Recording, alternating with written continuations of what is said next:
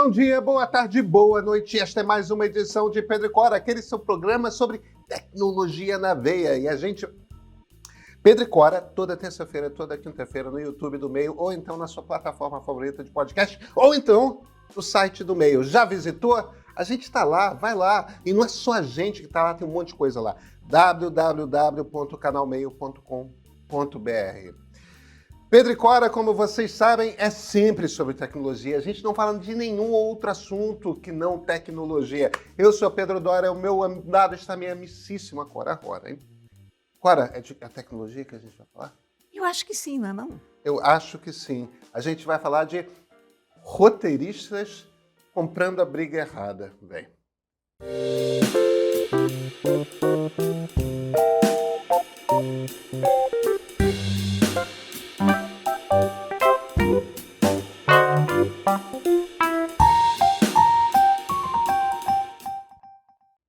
Agora, tem um assunto sobre o qual a gente falou quando estava acontecendo, e eu acho que a gente devia retornar a ele, que é o fim da greve do WGA, né?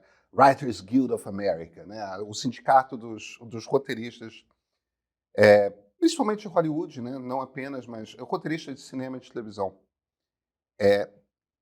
Tá todo mundo batendo um certo tambor de vitória, e o que eles dizem é que foi uma grande vitória. O Scott Galloway, que é um professor de marketing de Columbia, investidor e tal, que faz um podcast do qual eu gosto muito, chamado Pivot, com a Kara Swisher, nossa heroína do Nossa ídola. jornalismo.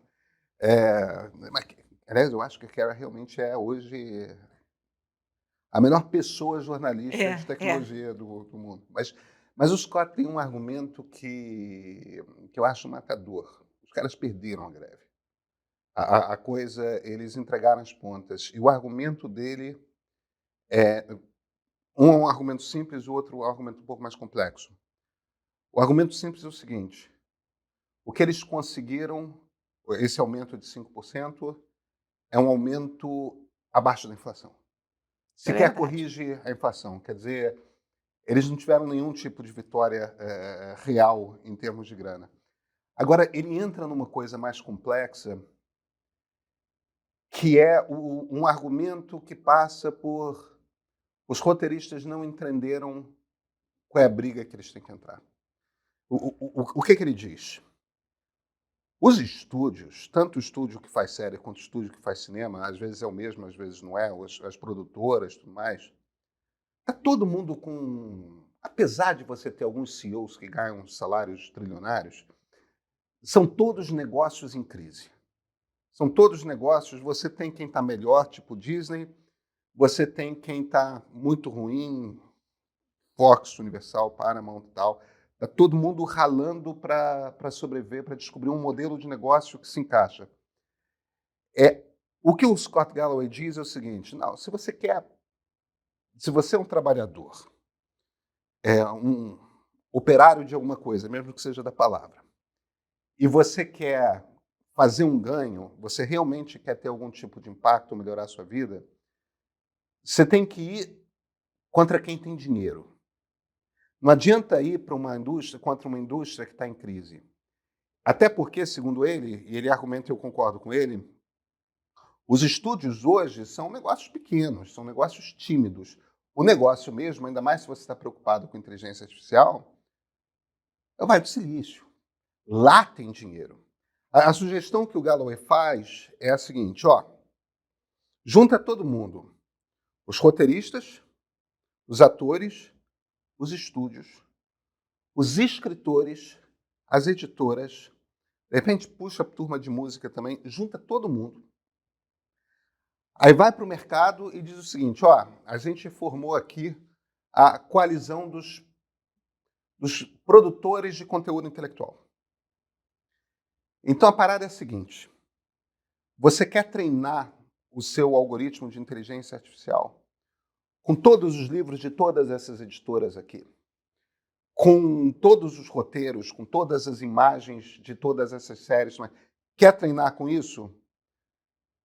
A licença custa tanto. Aí cobra um preço de exclusividade super alto. OpenAI, Google, alguém vai comprar. Aí tem que pagar uma licença anual e essa licença é repartida, o valor dessa licença é repartida entre editoras, autores, produtoras, roteiristas. Tipo, você consultou coisa que foi usada, bola um mecanismo ali, tipo, que nem Spotify tem, tudo mais de, ouviu tantas vezes essa faixa, pinga um dinheiro ali, bota um mecanismo, bola um mecanismo. Se você quer extrair uma renda a partir do seu trabalho, faz isso, faz esse licenciamento e vende com exclusividade esse licenciamento. Quem não tiver a licença, processa todo mundo que tentar. Porque OpenAI e Google vão disputar para ter a tranquilidade de que, primeiro, vão ter material de qualidade para treinar os seus algoritmos de inteligência artificial, que você precisa de texto de qualidade para treinar um chat GPT da vida, um Bard. Então, se você tem a licença, se você paga, para eles, dá para pagar. E o argumento dos quatro, que eu acho que é matador, você está indo para a empresa de $1 trilhão. Você não está indo para a empresa que está tentando descobrir como que fica no azul. É isso mesmo. E aí, como é que você vê essa situação toda? Eu concordo bastante com essa visão. Eu tenho algumas dúvidas em relação a isso, porque há toda essa grita que essas máquinas treinam com o texto dos outros, mas como nós já discutimos, eu acho que todos nós treinamos com todos os outros. Quer dizer, a humanidade não nasceu ontem, todo o nosso conhecimento coletivo vem de séculos de conhecimento, de literatura, de arte, enfim. Não dá para você traçar muito bem as margens ou os limites do que é copyrightável, do que não é copyrightável. Sabe, Eu entendo que ele não propõe uma coisa que seja em relação ao copyright daquele livro. Ele propõe antes um pagamento a todo mundo que esteve envolvido naquela produção. Mas isso é um troço que tem que se... O George R. R. Martin está processando, né? Isso. Enfim, eu não vejo que ele que esse processo dele vai dar em qualquer lugar, porque... Mas eu acho que em quantidade eles vão acabar... No fim das contas, o que eles estão tentando fazer é sistema legal americano, né? Criar jurisprudência. Que é criar jurisprudência e tudo mais. E o Galloway estava falando... A turma da Atlantic fez uma reportagem, eu acho que a gente chegou a conversar sobre isso. Eles fizeram uma reportagem que descobriram um texto, um arquivo Sim. Gigantesco, que estão os livros que treinaram várias dessas inteligências artificiais. O Galloway descobriu 1 ou 2 livros dele lá, e aí foi no ChatGPT testar, e o ChatGPT ele faz perguntas relacionadas ao livro do Scott Galloway e tal, e o ChatGPT responde com imensa precisão, ou seja, o ChatGPT foi treinado com o livro dele. E ele não entra naquela coisa assim, absurdo, estou sendo roubado no meu direito, tudo mais. Eu só acho o seguinte, não me incomoda, eu acho que a gente tem de tratar diferentemente a criação humana da criação de máquina. Criação humana, eu entendo que tanta coisa está acontecendo ali dentro do cérebro que, sim, estamos sendo treinados com tudo que a gente lê. Mas a partir do momento que você está produzindo um produto que é um software que é treinado com aquilo que você produziu, e ele seria inútil se não fosse aquilo que você produziu, eu acho que está no jogo, Cora. No fim das contas, é uma convenção que a gente tem que estabelecer. Eu acho que está certo. Acho que o caminho é esse, é uma compensação. É um pouco como o Google pagar por conteúdo jornalístico. No fundo, eu acho que, de uma certa maneira, estamos falando de coisas bastante parecidas, que é o que está acontecendo na Austrália, né? O Google paga às empresas de mídia um X, é uma coisa como Spotify, por usar o material delas. Porque quando você dá uma busca no Google, o que você vai pegar é material jornalístico, que foi produzido pelas empresas e hoje quem fica com o anúncio é o Google e não a empresa que produziu. Isso. Então, é uma forma de você redistribuir a renda. É uma forma também de as empresas terem menos poder. E aí eu sou a favor de tudo que diminua o poder dessas empresas, porque acho muito perigoso esse tipo de monopólio Claro, intelectual num canto ou no outro. claro. Mas eu não vejo juridicamente muito bem o.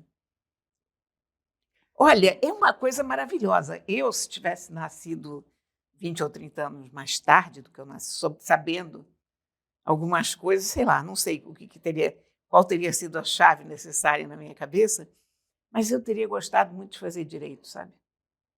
Direito nessas questões autorais, porque quando começaram aqueles processos lá contra o Napster, em primeiro lugar, se lembra do Napster? Claro que eu lembro do Napster. Foi assim o caso inaugural do copyright em internet, né? As pessoas trocando músicas e Era um aplicativo que, em essência, você abria o Napster, aí você digitava Let It Be do Beatles. E o Napster procurava todo mundo que estava rodando o Napster, que tinha. a Porque o Napster, biblioteca musical. você apontava o seu Napster para a sua pasta de músicas, de arquivos MP3. Então, quando você entrava, ele procurava todo mundo que tinha uma faixa chamada Let It Be na sua pasta de músicas. Exatamente. E a gente ainda escolhia qual era a qualidade, né? Escolher a qualidade, escolher a língua, né? Olha, eu nunca fui tão feliz em termos de música porque eu descobri música de todos os cantos da terra. Porque eram as bibliotecas individuais de cada um, e você podia ter um chatzinho com o dono. E aí eu perguntava, olha, estou vendo que você tem muita música cigana, sei lá. O que você sugere? Quais são as melhores coisas? Aí o cara me perguntava, olha, você está aí no Brasil, o que é bom? E você fazia uma ligação direta com as pessoas que consumiam música. E você descobria coisas maravilhosas. Foi uma bela época, mas evidentemente ali começou um processo, a indústria fonográfica americana foi em cima do Napster, tirou o Napster do ar, mas as batalhas legais travadas em torno disso foram as mais interessantes de todos os tempos. Foram. Eu acho que tem que. Eu acompanhei aquilo, olha, como se eu estivesse lendo Dostoiévski, sei lá.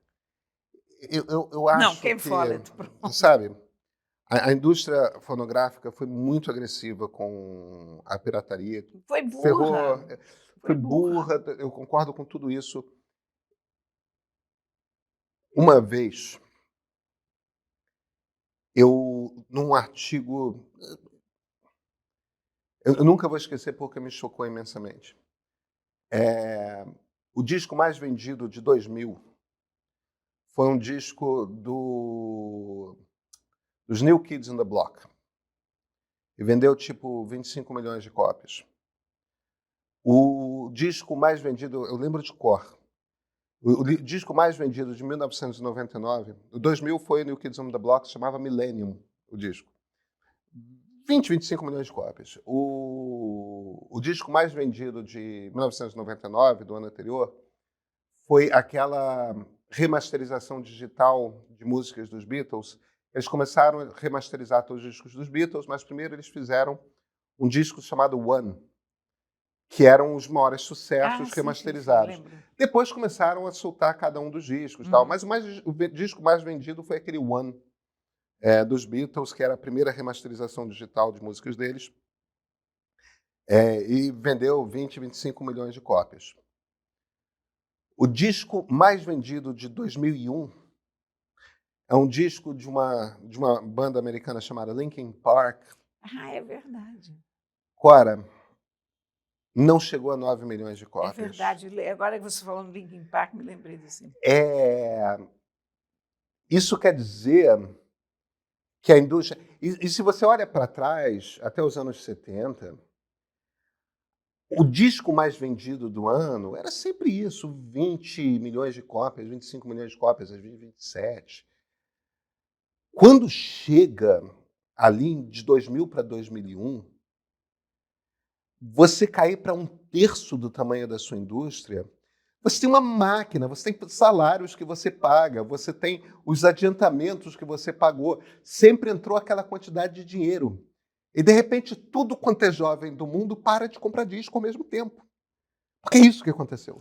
Mas olha, mas eles agiram com muita burrice e Não, eu truculência. concordo. Eu entendo isso aí, mas, veja só, quando o Napster fechou, o que estava se discutindo era o seguinte, que todo mundo que estava no Napster topava assinar.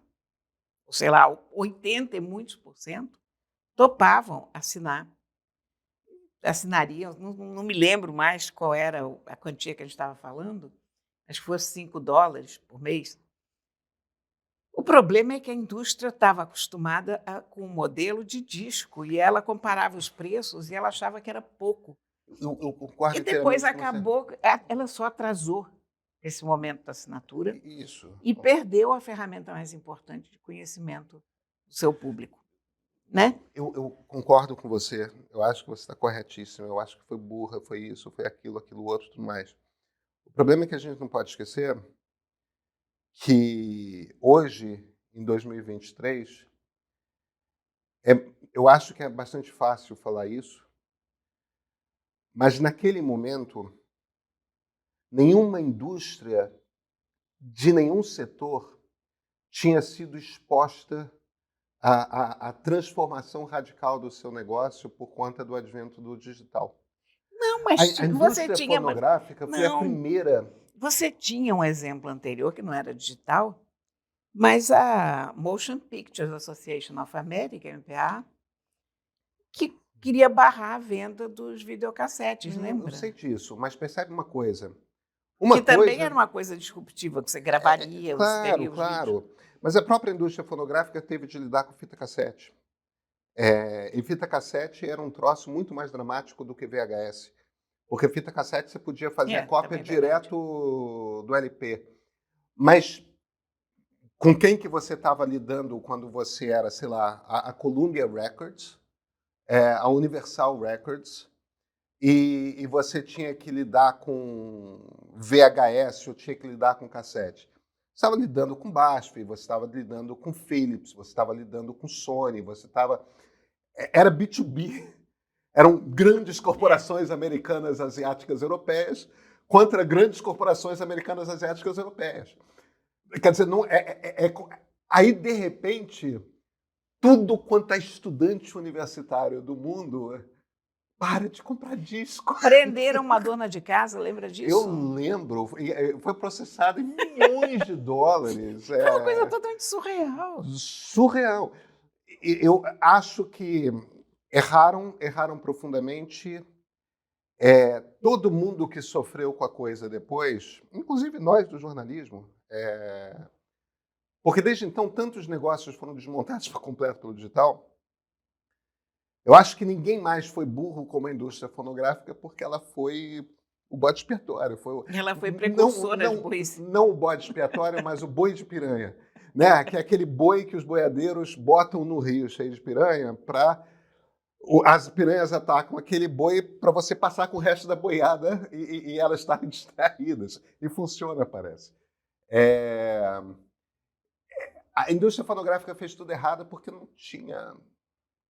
É um bando de executivo arrogante, evidentemente, mas não tinha roteiro, não tinha script, como você acha. Não tinha. Eu acho que a inteligência artificial está indo um pouco por aí. Porque a gente não sabe como lidar. É a coisa nova mais antiga que tem, né? Porque há 50 anos eu ouço falar Claro. de inteligência artificial. Quando eu comecei a escrever sobre tecnologia, se falava em inteligência artificial, já era uma coisa que... Bem, você não precisa ir há 50 anos. Só que nos primeiros 40 anos da inteligência artificial não aconteceu nada. E aí, de repente, Tadã! Machine Learning e aprendizado de máquina. A primeira implementação é de um cara chamado Arthur Samuel, que era um engenheiro da IBM, que escreveu um jogo de damas que aprendia e tinha um momento que se tornava imbatível. Ele ia aprendendo a cada partida que ele jogava. 1955. Pois é. Pois é. O problema é que eles não conseguiram avançar muito e fazer mais do que um jogo de damas até o Deep Blue O Deep Blue foi vencer o Garry Kasparov. Mas em 1997. Foi bem depois. Mas mesmo em 97, quando aconteceu esse milagre do Deep Blue, aliás, eu estava lá, Você assistiu? assisti essa partida. Uau! Eu estava lá. Fui testemunha ocular da história, foi um choque. Porque estava cheio de enxadristas ali para ver e, de repente, pá! Para a IBM convidar jornalistas, ela estava muito segura. Ela estava super segura, ela tinha certeza absoluta do que ia acontecer. Eles já sabiam o que ia acontecer. Mas é claro, aquilo vinha sendo anunciado, né? Uhum. Não tem jeito. Mas o silêncio, na sala, sabe? E foi muito rápido. Foi uma partida assim, bru. Eu me lembro Eles desse sabiam choque. exatamente o que ia acontecer. Mas, enfim. O problema é que, ainda assim, de lá para cá, se passaram muitos anos, porque ali você achava, bom, agora o mundo vai mudar. O computador ganhou. Nada aconteceu. Não, o passo seguinte da inteligência artificial foi a Amazon começar a recomendar livro. Pois é, mas essas coisas a gente não percebe como inteligência artificial, né? A gente estava atento para a inteligência artificial ali, no Deep Blue, mas depois os grandes progressos da inteligência artificial, a gente não percebe como progressos da inteligência artificial. A gente percebe como progressos do marketing, no caso da Amazon, com as recomendações. A gente percebe como progressos da fotografia no Instagram, com os filtros. A gente percebe como progressos da indústria de smartphones. Né? A gente chama as assistentes digitais todas de progresso em reconhecimento de voz. Exatamente. Né? A gente não faz essa associação direta no nosso cérebro com a inteligência artificial. Para nós, a inteligência artificial, nunca mais falou em inteligência artificial até que aparece o ChatGPT. Mas se a gente tivesse prestando atenção, a gente não tinha se espantado tanto. Clara, você tem toda a razão. Eu acho que o Galloway está certo, devia todo mundo se juntar, escritores e editoras, roteiristas e produtoras, e todo mundo vender o seu peixe. Tipo, faz um leilão aí, Google, OpenAI. Isso pode fazer por país, porque quando você usa o ChatGPT, por exemplo, em português ou em inglês, a diferença é enorme. Claro. E você percebe que há uma diferença de capacidade feita pelo treinamento, evidentemente. É claro. Cada país tem a sua própria reserva natural de produção cultural. A gente se vê na terça-feira, Clara? Espero que sim. Então, até terça-feira.